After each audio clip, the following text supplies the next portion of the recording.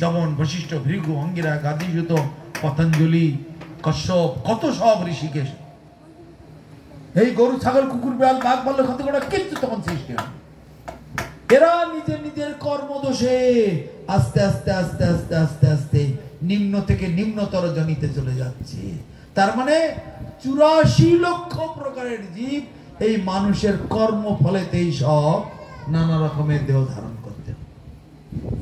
যেমন স্বর্গের রাজা ইন্দ্র শুয়োর হয়ে গেল, চিন্তা করা যায়। নারদ এক সময় কাক হয়ে জন্মেছিলেন।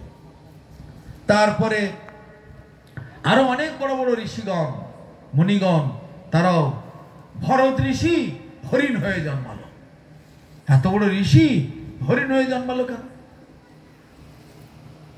তাহলে এইরকম কর্ম ফলেতে যে যেমন কর্ম করবে সেরকম জন্মগ্রহণ করবে। মৃত্যুকালে যে যেমন চিন্তা ভাবনা করতে করতে মরবে, মৃত্যুর পরে সেরকমই জন্মগ্রহণ করবে। তোমরা সব কি চিন্তা করবে মৃত্যুর সময়? বলো ও মায়েরা, বাবারা, কৃষ্ণ কথা চিন্তা করবে, তাই তো? হ্যাঁ, সারা বছর ছেলেটা পড়লো না, মোবাইল নিয়ে খেলছে, আর এই আড্ডা দিয়ে বেড়াচ্ছে, কালকে পরীক্ষা, আজকে এক গাদা বই নিয়ে পড়া হবে। এক রাতে পড়া হয়? 1 বছরের পড়া 1 বছরের পড়া 1 রাতে হবে? কালকে পরীক্ষা। বছরের প্রথম দিন থেকে পড়াশোনা করতে হবে, তারপরে পরীক্ষার সময় মাথায় আসবে। সারা জীবন আমি ভোগ ফুর্তি করে বেড়ালাম, আর মরার সময় কৃষ্ণ নাম আসবে? অতটা সহজ নয়। মা গো, বাবা গো, মা কালী গো, মা তারা গো, এমনি করবে। অত সহজে ভগবানের নাম আসে না, অভ্যাস করতে হবে। অভ্যাস নতু কন্তেয় বৈরাগ্যেন চাগৃচ্ছতে। বৈরাগ্যের সহিত সাধুগুরু বৈষ্ণবের আনুগত্যে সদ্গুরু চরণাশ্রয় করে, হরিনাম গ্রহণ করে, দীক্ষাদি গ্রহণ করে সেই নাম জপ করতে হবে। গুরুদেবের আদেশ মতো একাদশী ব্রত পালন করা, হরিনাম জপ করা, তুলসী সেবন করা, একাদশী ব্রত পালন করা নিয়মিত ভাবে করতে হবে।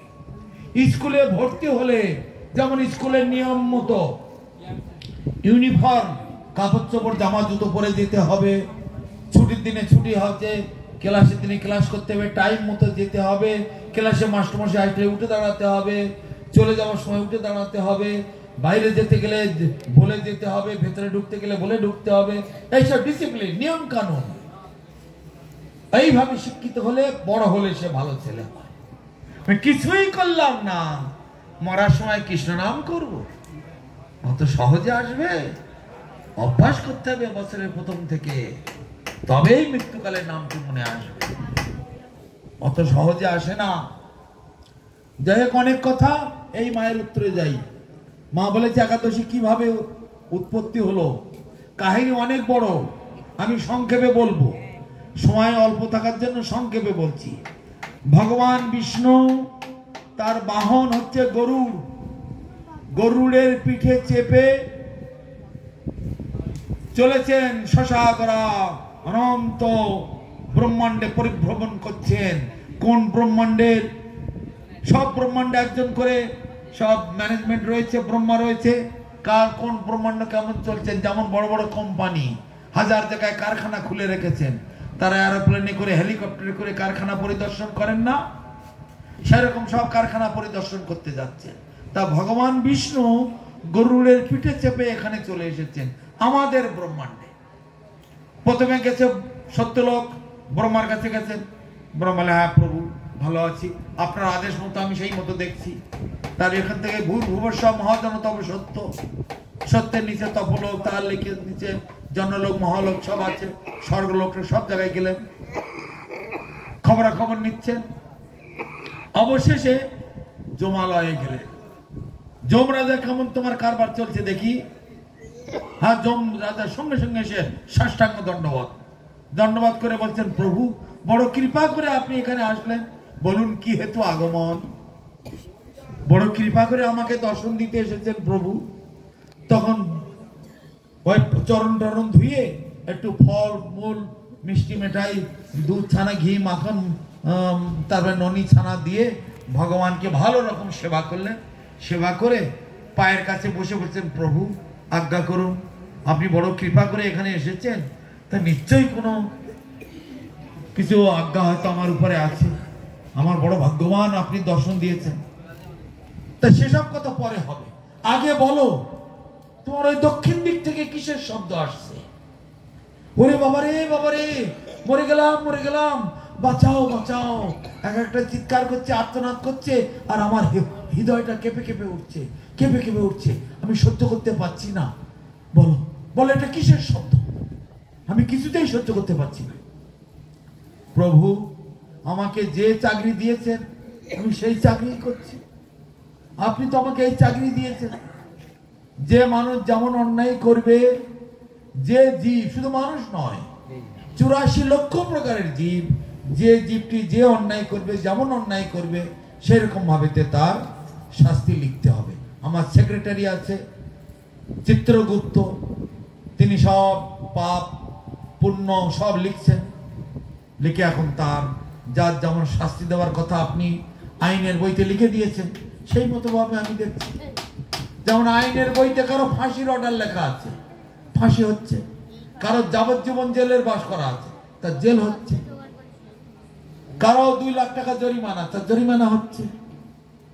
যেমন যেমন শাস্তি লেখা সেই রকম।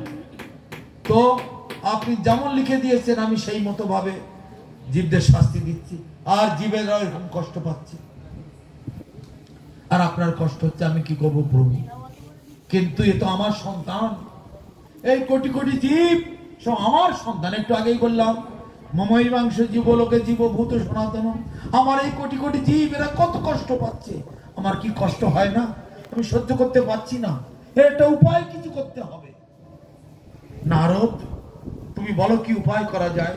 নারদের সঙ্গে আছেন, প্রভু আপনি তো সর্বকারণের কারণ, ঈশ্বর পরম কৃষ্ণ সচ্চিদানন্দ বিগ্রহ, অনাদির আদির গোবিন্দ, সর্বকারণ কারণ, আপনি তো সব বিধান সবকিছু করতে পারেন, আপনি তো জানেন কি করা উচিত। তো কৃষ্ণ তখন বলছে, ঠিক আছে, আমার হৃদয়েতে রাধারানী আছে, রাধারানী তুমি তো আমার সমস্ত অশান্তি থেকে মুক্তি দাও, আমার সমস্ত দুঃখ কষ্ট থেকে মুক্তি দাও, তুমি তো আমার সব সময় আনন্দ দিয়ে থাকো, সেই জন্য তুমি আনন্দদায়িনী শক্তি স্বরূপা, তাই তোমার নাম আহ্লাদিনী শক্তি। তা তুমি এই সমস্যার সমাধান করে দাও, আমি সুখ পাচ্ছি না, আমি আনন্দ পাচ্ছি না, শান্তি পাচ্ছি না, আমার সন্তানগণ এত কষ্ট পাচ্ছে। তখন রাধারানী বললেন, ঠিক আছে, আমার অঙ্গ থেকে একজনকে আমি পাঠাচ্ছি, তিনি হবেন একাদশী ব্রত, তিনি দেবী রূপা, তিনি এই সমস্যার সমাধান করবেন। তা রাধারানী নিজের অঙ্গ থেকে একাদশী রূপ ধারণ করে ভগবানের সামনে সে হাত জোড় করে দাঁড়ালেন। ভগবান তখন বলছে, কে তুমি? আমি একাদশী। তুমি কোথা থেকে আসলে? আমাকে রাধারানী পাঠিয়েছে, আপনি নাকি খুব সমস্যায় আছেন, আপনি নাকি খুব দুঃখে আছেন, তাই আপনার দুঃখ মোচন করার জন্য, আপনাকে আনন্দ দান করার জন্য স্বয়ং আমার যিনি শ্রীমতীজি রাধারানী, তিনি আমাকে পাঠিয়েছেন। তা আপনি বলুন প্রভু, কি আপনার কষ্ট?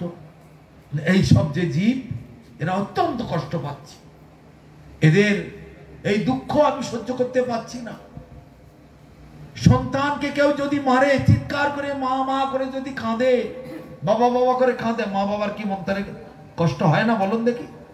তা ভগবান হচ্ছে সমস্ত জীবের মাতা পিতা, তাই বলা হয়েছে ভাগবতে, তমেব মাতা চ পিতা তমেব, তমেব বন্ধু সখা তমেব, তমেব বিদ্যা দ্রবিণং তমেব, তমেব সর্বং মম দেব দেব।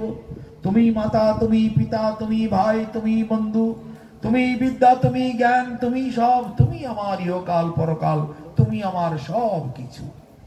এইভাবেতে তখন জীবেরা ভগবানের কাছে এইভাবেতে প্রার্থনা করছে। তাই ভগবান কৃপা করে রাধারানীর মাধ্যমে সেই একাদশী দেবী আবির্ভাব করালেন। একাদশী এসে বল, তুমি কিভাবে এদের উপকার করবে, এই জীবকে কিভাবে উদ্ধার করবে? একাদশী দেবী তখন বললেন, আমি প্রতি 15 দিন অন্তর একবার করে ধরাধামে অবতীর্ণ হই। সেই দিনটার নাম হবে হরিবাসর।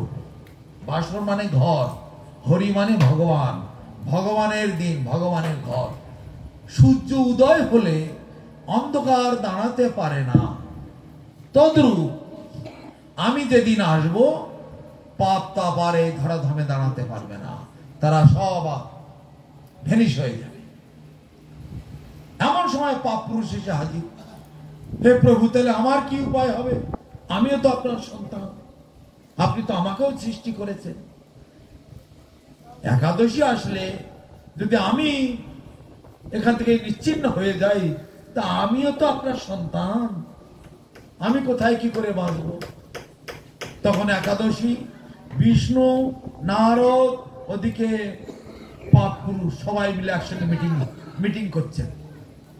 তখন ভগবান একটা বুদ্ধি বললেন, আমার ভক্তগণ এই ব্রতের দিনেতে পঞ্চশস্য গ্রহণ করবে না, মানে ভোগ বিলাস করবে না। যদি ভোগের মধ্যে থাকে তাহলে আর একাদশী ব্রত পালিত হবে না। তা ওই দিনেতে আমার এই ভক্তগণেরা যারা আমার শরণাপন্ন, তারা ওই পঞ্চশস্য কেউ গ্রহণ করবে না। ওই দিনেতে তুমি পঞ্চশস্যের মধ্যে গিয়ে আত্মগোপন করে দিবে। যেমন এলাকার মধ্যে পুলিশের গাড়ি ঢুকে গেছে, চোর ডাকাত গুলো এলাকার দাগি দাগি নামি দামি চোর ডাকাত গুলো কোথায় যায়? তখন বাচ্চাদের ভেতরে লোকেরা আনাচ্ছে খানাচ্ছে, ঘরের মধ্যে, মাচার তলায়, যেখানে সেখানে লুকিয়ে থাকে না। যেই পুলিশের গাড়িটা চলে যায় আবার তারা বেরিয়ে পড়ে, তাই না? তা সেই রকম একাদশী যখন আসেন, ওই সমস্ত পাপের যত কিছু পাপ আছে, গোহত্যা, নারী হত্যা, শিশু হত্যা, ব্রহ্ম হত্যা, গুরু হত্যা, খুন, জখম, রাহাজানি, ঘরে আগুন, ডাকাতি, বদমাশি, বেঈমানি, বাটপারি, চিটিংবাজি, ব্ল্যাকমেল, যত রকমের পাপ আছে সব গিয়ে পঞ্চশস্যের মধ্যে আত্মগোপন করে থাকে। কেননা ওই দিনেতে ভক্তরা খাওয়া দাওয়ায় আর মুক্ত থাকে না। কেন? দিন রাত যুগ যুগ ধরে তপস্যা করছি, যার জন্য সেই ইষ্টদেব আমার ভগবান কাছে এসে গেছে। উপবাস, উপবাস মানে সমীপে বাস। উপবাস মানে না খেয়ে থাকা নয়। লোকে বলে উপবাস মানে না খেয়ে থাকা। উপবাস মানে না খেয়ে থাকা নয়। নদীর উপকূলে বাস, সমুদ্রের উপকূলে বাস, সরোবরের উপকূলে বাস, তার মানে তার তীরে বাস করা, তার কাছে বাস করা। তেমনি উপবাস মানে ভগবানের সঙ্গে বাস করা, ভগবানের সমীপে বাস করা। কিন্তু অজ্ঞ মানুষেরা বোঝে না, না খেয়ে থাকাটাই উপবাস। তা ভগবানকে জন্ম জন্মান্তর তপস্যা করে যাকে পাচ্ছি না, তিনি আজ আমার কাছে এসে গেছেন, আমার ঘরে এসে গেছেন, আমার একেবারে সন্নিকটে এসে গেছেন। আর আমি কি করে তাকে ছেড়ে ওই খাই খাই খাই খাই করতে যাই? অতএব আমার আর খাওয়া দাওয়ায় দরকার নেই। আজকের দিনটা তো তাকে প্রাণ ভরে সেবা করি, আজকের দিনটা প্রাণ ভরে তার নাম গুণগান কীর্তন করি, আজকের দিনটা একটু তার মনের মতো করে তাকে একটু আমি আদর যত্ন করে সেবা করব। এই জন্য তার গুণগান করা, তার নাম জপ করা, তার মহিমা লোকের কাছে শ্রবণ করানো, নিজেও শ্রবণ করা, এমনকি একাদশীর পূর্ণরূপে পালন করা মানে হলো নির্জলা এবং রাত্রি জাগরণ করা। 24টা ঘন্টাই ভগবানের সঙ্গে যুক্ত হয়ে থাকা, একে বলে একাদশী। কিন্তু আমরা অল্প পুণ্যবান, আমরা বেশি পরিপূর্ণ জ্ঞান আমাদের অর্জন করতে পারিনি, বা বহু উন্নত ভক্ত আমরা হতে পারিনি। তাই যতটা পারি আমরা ততটাই করছি। হয়তো 16 আনা লাভ করতে পারলাম না, 4 আনা, 8 আনা, 6 আনা, 12 আনা কিছু তো পারবো। এ জন্মে না হোক পরের জন্মে, তারপরে জন্মে, তার জন্মে পরে, তারপরের জন্মে, এইভাবে থাকবে। আমাদের মঠে অনেকেই আছে নির্জলা উপবাস করে থাকে 24 ঘন্টা। আমিও 20 বছর পর্যন্ত করেছি নির্জলা। শেষকালে এখন সেবার দায়িত্ব বেশি হওয়াতে একদম নির্জলা থেকে সবটা সম্পূর্ণ করা যায় না। গাড়ি যদি গ্যারেজে বসে থাকে তেল না দিলে চলে, কিন্তু রাস্তায় গাড়ি বার করলে তেল তো একটু দিতে হয় না। সেই রকম তো অনেক সেবা, এই বকছি চাচাচ্ছি, পাওয়া শক্তি দরকার তো না। কীর্তন করব, ভজন করব, এ বাড়ি সে বাড়ি ও বাড়ি ছুটোছুটি করতে হচ্ছে, একটু তো আমাদের তেল ঢালতে হবে। সেই জন্য যতটুকুখানি অ্যালাউ করা আছে, শাস্ত্রের নির্দেশ দেওয়া আছে, পঞ্চশস্য বর্জিত, সেইগুলো আমরা গ্রহণ করি। কোন কোনগুলো? মাটির তলায় যেগুলি হয়, বাদাম, আলু, বিভিন্ন রকম আলু আছে, মিষ্টি আলু, শাঁখ আলু, লাল আলু, কত কিছু মাটির তলায় হয়। গাছের উপরে যত ফল আছে, এই সব জিনিস, বিশেষ বিশেষ কয়েকটা সবজি আছে, আলু, পেঁপে, কাঁচকলা, মিষ্টি কুমড়ো, চাল কুমড়ো, এগুলো দিয়ে একটুখানি সেদ্ধ করে নেওয়া, একটু বাদাম ভেজে নিয়ে বেটে দিলাম, একটু নারকেল কুড়িয়ে তাতে মিশিয়ে দিলাম, সবজির মতো স্বাদ হয়ে গেল। এইভাবে করে যত কিঞ্চিত, হ্যাঁ পরিপূর্ণ ভোজন নয়, ক্ষুধা নিবৃত্তি করার মতো, যারা না পারে নিতান্ত। আর কেউ যদি পারে, শক্তি সামর্থ্য থাকে, নির্জল উপবাস করতে পারে, 16 আনা ফল পাবে, রাত্রি জাগরণও করতে পারে। আমি অনেক রাত্রি জাগরণ করেছি, অনেক নির্জল উপবাস করেছি। যে বাড়িতে থেকে হচ্ছে তারা কান্নাকাটি করতে আরম্ভ করেছে, আমরা 3বার 4বার খেয়ে নিলাম, আর গুরুদেব আপনি এক ফোঁটা জলও খেলেন না, আমরা রাত্রে ঘুমালাম আর আপনি বাড়ি পাহারা দিচ্ছেন। মানে বাড়ি পাহারা দেওয়া মানে হরিনাম করছে আর বাড়ি হাঁটাহাঁটি করছে। এক জায়গায় বসে হরিনাম করতে গেলে তো ঘুম পায়, তা হাঁটা চলা করছে আর হরিনাম করছি।